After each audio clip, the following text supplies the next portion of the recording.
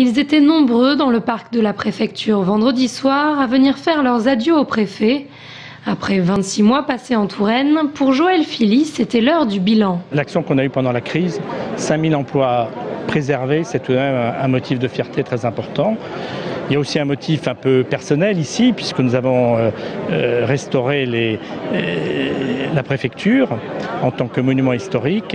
Et nous allons ouvrir cette préfecture à partir des Journées du patrimoine au Tourangeau, cette préfecture et ce parc. La gestion de la crise et la restauration de la préfecture, économie et patrimoine, voici les deux dossiers dont l'ancien préfet est le plus fier. Et dans son entourage, on reconnaît volontiers qu'il a des motifs de l'être. Habituellement, le préfet est le représentant de l'État, de l'autorité de l'État.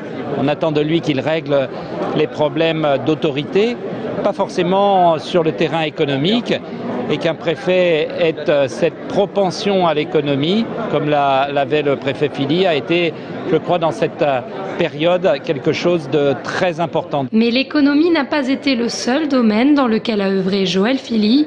On retiendra bien sûr aussi son travail sur la nouvelle carte des territoires présentée en mai dernier, ou encore le Cher canalisé. Il a travaillé sur un certain nombre de dossiers liés à l'agriculture, les difficultés, la sécheresse.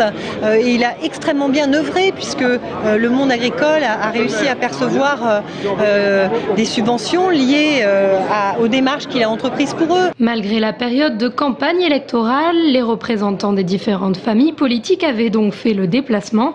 L'occasion de saluer ses qualités humaines. Il a su nouer des contacts à la fois professionnels de travail mais aussi amicaux. En tous les cas, c'est le cas pour la ville de Tours et pour l'agglomération. Joël Philly prendra ses nouvelles fonctions le 15 septembre au ministère de la Ville.